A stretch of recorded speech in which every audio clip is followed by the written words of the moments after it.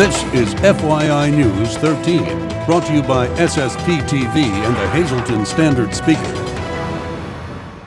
For your information, the Elks Lodge in Hazleton held a special ceremony over the weekend. We'll take you there next. Good evening and thanks for joining us at FYI. I'm Ken Cara. And tonight we start with a warning from the Executive Director of the Greater Hazleton Rails to Trails.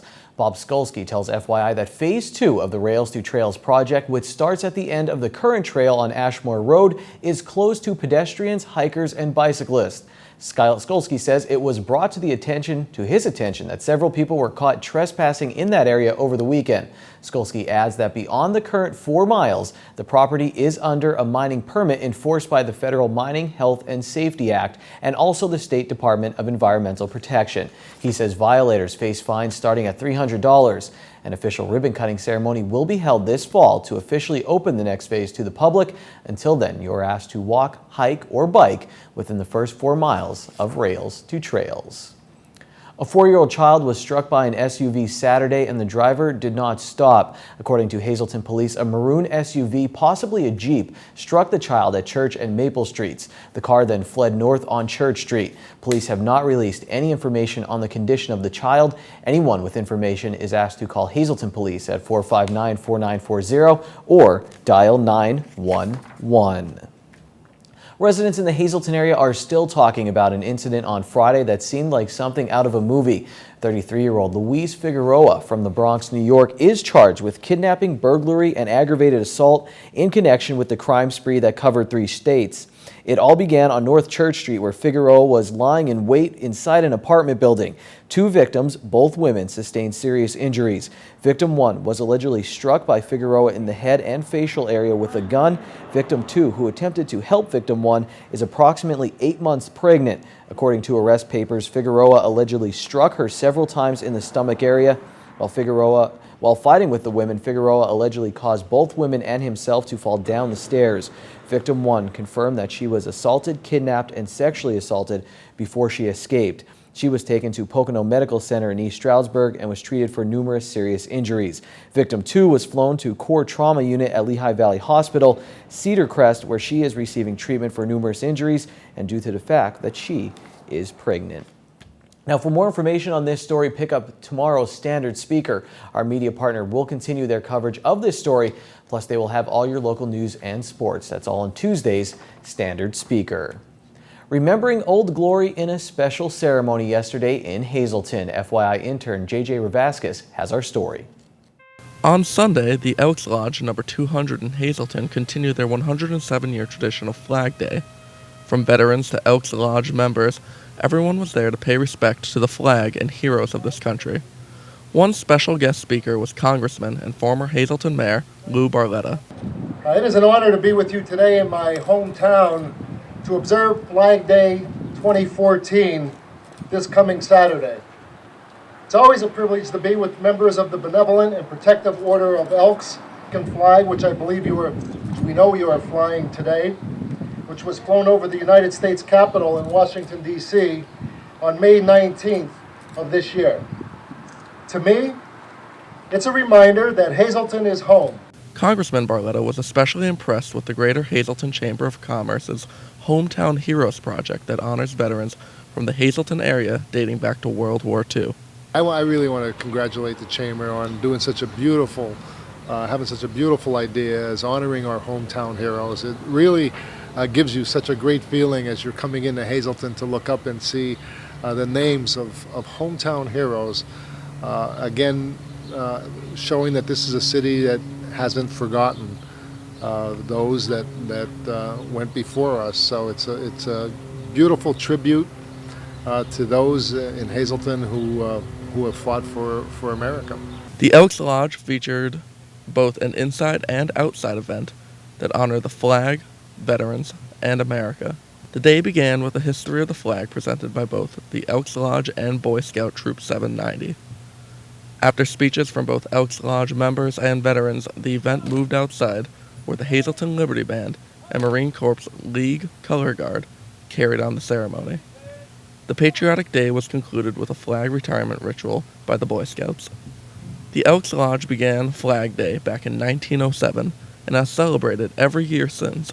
You know, Flag Day is more than just honoring the red, white, and blue and stars and stripes of the flag that represent this country, but it's all the men and women that have fought and died for the liberties and freedoms that we all enjoy and that our future children and grandchildren will enjoy as well. There's not a greater planet on this earth that stands up for freedoms the way that America does. So this flag represents a nation of immigrants that came and made America their home, and it stands for all of those who are yet to come that are willing to stand up and fight for the freedoms, the freedom that's called America. For FYI News, I'm JJ Rabinskis.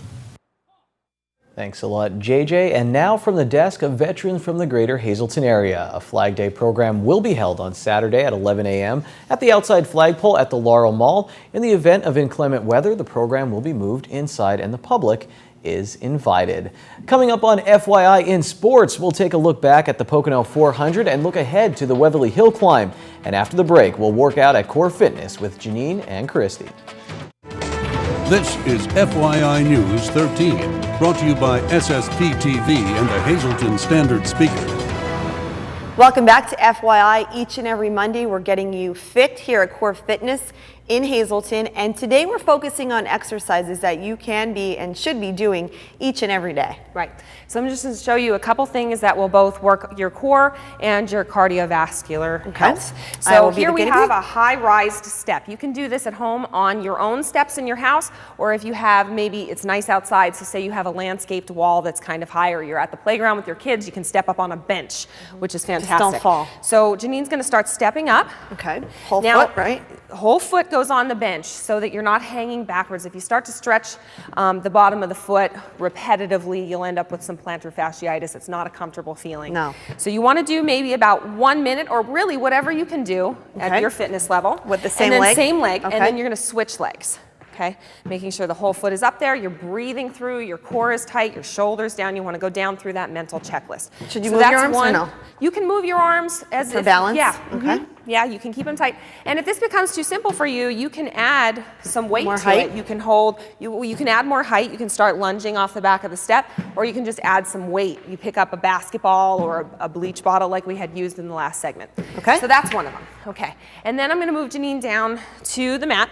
You can do this in your living room. I like to do it in between on commercial breaks. So She's crazy. I pity your kids. Get down and give me 10. You're going to come down, and she's going to start on her knees like that and walk your hands forward just a little bit. Okay, put your toes on the floor and tuck them underneath, and you're just going to lift the knees straight to full plank position now. Okay. Okay, good. Now you're going to just tuck your butt down, and I'd like it if you just look forward a little bit to keep your spine neutral, and you're just going to drop your knees down, just your knees, and then right back up. So this is going to work your lower abdominal wall, and you're going to continue that. So just knees down, knees up, knees down, knees up. So just touch the floor and then go right back.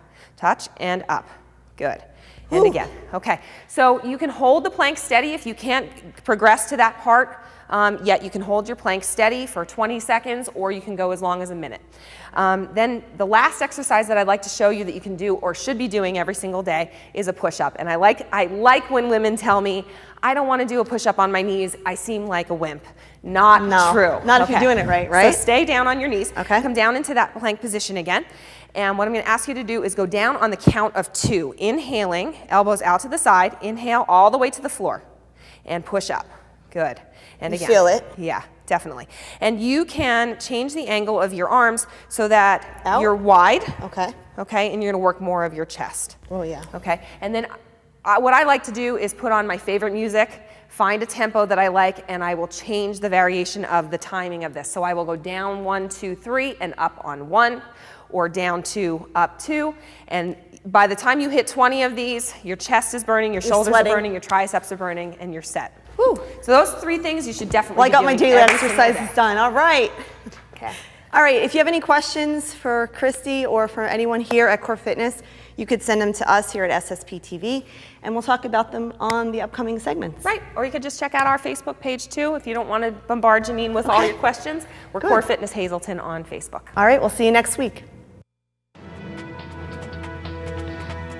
Time now for FYI News 13 weather. Welcome to Weatherly. The borough is getting ready for the hill climb this weekend. We'll talk about that in sports, but right now, let's enjoy this shot and discuss the weather. Here's your weather from the National Weather Service. Tonight there is a chance of showers and thunderstorms, but overall it will be cloudy with the low at 60 degrees. Now the extended forecast for Tuesday, another possible chance of showers and thunderstorms as we get up to 76 degrees. Tuesday night, again, chance of showers. The low will be at 62. Pretty much a chance of showers and thunderstorms for most of the week. The high at 77 for Wednesday. Wednesday night, we will drop down to 61 degrees. On Thursday, 60% chance of showers and thunderstorms as the high gets up to 74, and another 60% chance of precipitation at night with the low at 63. For Friday, 50% chance of showers and thunderstorms, high at 77, and then at night, a slight chance for showers as the low gets down to 59. Tonight's weather is brought to you by Valley High, the area's oldest ice cream and fast food restaurant. Stop on in for a cold treat with their ice cream and yogurt, or some hot food with their burgers, hot dogs, fries, and much more. That's Valley High, located on Route 93 in West Hazleton. Stop on by today or give them a call at 570-455-5362. And now Lisa has a special segment about a training program that's being held at Panther Valley Middle School tonight. Today we're talking about a very important program that will take place at the Panther Valley Middle School, a suicide prevention training. And joining me today is Larissa Kimmel. Now Larissa is the CASP coordinator, and that is Child and Adolescent Service System Program, and she is with the Carbon Monroe Pike Mental Health and Developmental Services. Whew, got that title out of there. It's a long one. It certainly is. Thank you for being here with us today. Thank you for having me. Now, a very important event coming up, a special suicide prevention training program on June 9th. First of all, I guess in your line of work, is this a very serious issue that needs to be addressed at this time? It certainly is, and we have seen numbers for a long time. We've actually seen in the last month about 80 threats of suicide and about 40 attempts just through our crisis line. So we could imagine that that's just only a snapshot of how many people are dealing with this issue. And when you talk a threat of suicide, I mean, are there statistics on how many, children actually make physical attempts, or is it a verbal attempt?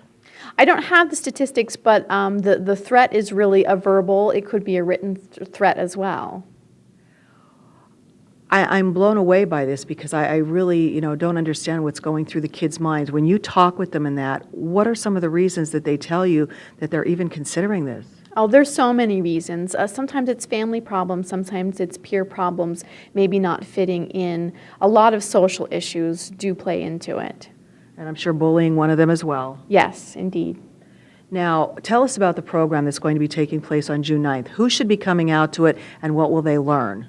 We want parents of students in the district to come out and learn a lot more about suicide prevention's signs and symptoms and what to do. We'll also be talking about another topic called non-suicidal self-injury. And when you say non-self-injury, what does that refer to? We've heard of cutting. Is that what you're referring to? That's a definite example of non-suicidal self-injury. That is when someone harms themselves by trying to cope with emotional distress, but it's not intended to be a suicide attempt. Now, for anyone out there, that's watching, are there any signs that a parent or anyone, a friend, that anyone would know that maybe they have a friend or a relative with a problem? Changes in behavior and mood, definite. It doesn't really necessarily mean that the person is quiet, because some people typically are quiet by personality traits. But if you see a definite change in their mood, perhaps they're trying to give away things. But most importantly, if they start talking about suicide and feeling hopeless and helpless and talk about a plan, that's when you really need to be alarmed and do something about it. And if someone does have any of those symptoms, or they see any of those symptoms, where should they call? They should be calling local crises. We would have them call our crisis through Lehighton, and they could call 610-377-0773. At any time of day or night, we have crisis staff available. There's also national hotlines that are available as well. All right, some very important information. Again, for the parents of students in the Panther Valley School District, June 9th, 6 o'clock at the Panther Valley Middle School, a suicide prevention training. It could save a life. Thanks a lot, Lisa. Now it's time for tonight's community calendar. The second annual Lackawanna County Job Fair takes place tomorrow from 1 until 5 at PNC Field in Music. Companies will have full-time, part-time, seasonal, and internship positions, so check that out. And now, check out the midday winning lottery numbers. The Daily 908, the Big 4 7600, Quinto 43440, and Treasure Hunt 14, 15, 16, 18, 25. We go to the races and sports next.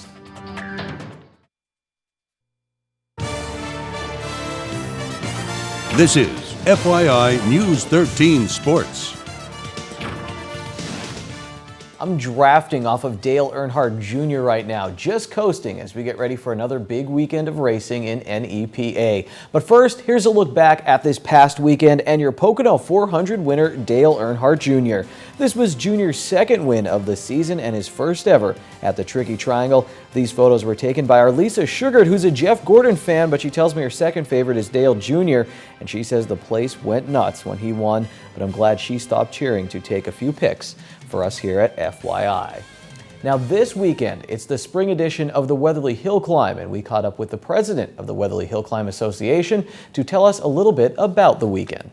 Right now, we're looking at 75 to 80 drivers for the spring, which is a pretty good number for us, maybe more. Like I said, we're going to have the food groups like we always do, and it should be a great weekend. I mean, I'm not sure what the weather is going to be like, but here there's a lot to do, so if the weather's bad, a lot of the drivers still come to town. We had the fireworks Saturday night. Friday, we're going to have the parade. It's going to go through town. It's going to start at 7 o'clock. Like I said, you know, we try to make it a fun, enjoyable weekend. And, you know, it's a lot of work, but we like doing it because this is our way of giving back to the community a little bit. And I think that's what makes our event so much different than all the others in the Northeast. We have people that come here from that run up in Canada, that run down New England, up in the New England states, down in Florida and the Carolinas.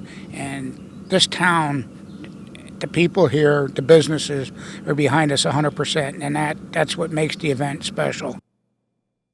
Now, we will have more on the Weatherly Hill Climb and how it helps out the local community later this week on FYI, so stay tuned for that. Plus, we have a feature coming from the Pocono Raceway. So again, let's keep drafting now. We have more to talk about from racing on the FYI Standard Speakers scoreboard. What an exciting weekend at the track at Evergreen Raceway Park on Friday night. Jerry Hillebrand from Wapwallopin crossed the finish line in the main event modified race, and it was a great night for the locals as Steve Schultz from Drums posted his first career late model win, and Tom Casagrande, also from Drums, not only wins the Ken Cara Best Last Name Ever award, but he also won the pure stock race. That's his third victory of this season. And if you're sitting at home saying, I can't believe I missed out on all this action, don't feel bad. The action returns to Evergreen on Friday night, and it's Scout Night. So all Scouts in uniform get in for free. Now, I still have my Boy Scout uniform, but I don't think that's what they're going for. So if you're an active Boy Scout, you get in for free. And here's Ron Marchetti. Short Shots or Trivia Treats is always free.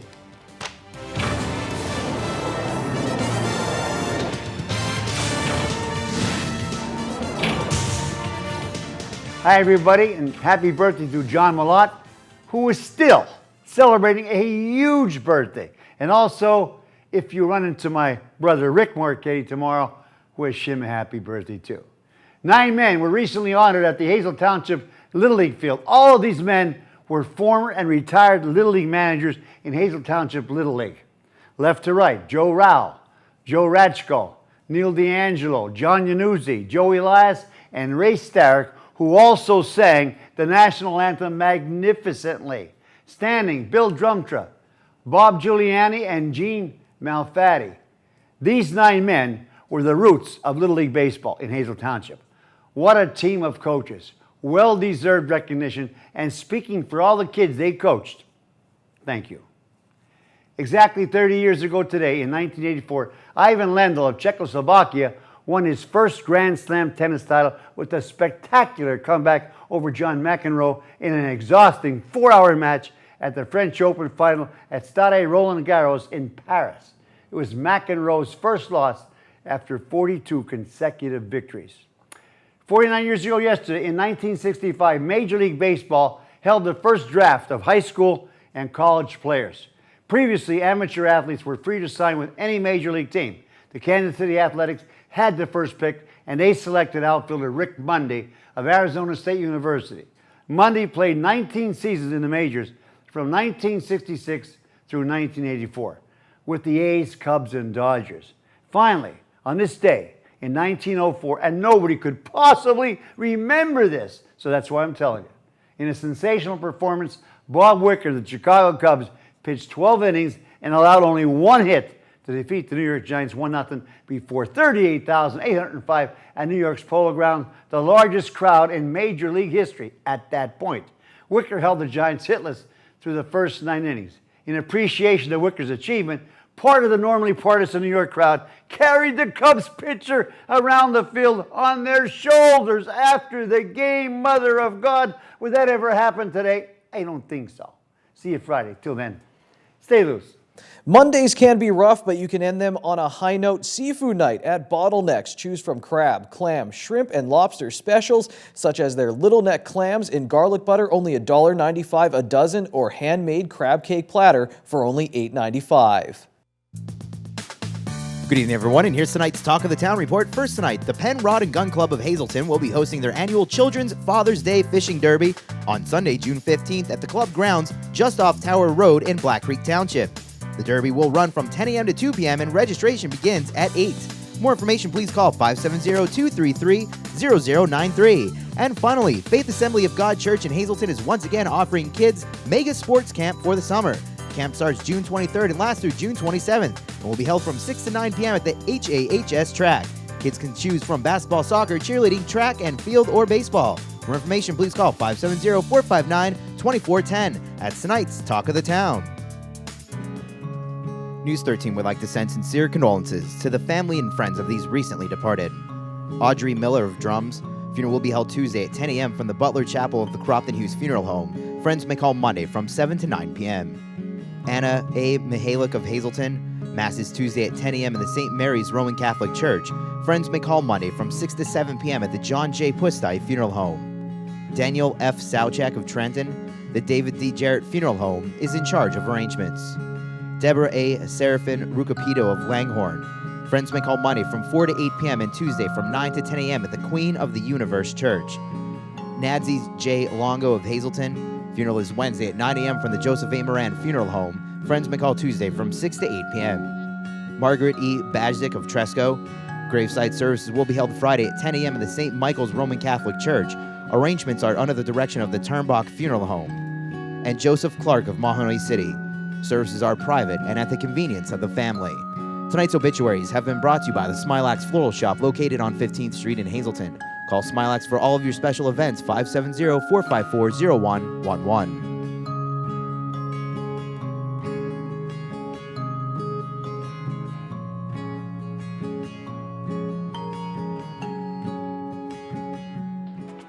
For breaking news, you can sign up for alerts at the Standard Speakers website and check out FYI News 13's Facebook page. Well, that's it for tonight. Thanks for joining us. We'll see you again tomorrow. Until then, take it easy, everyone.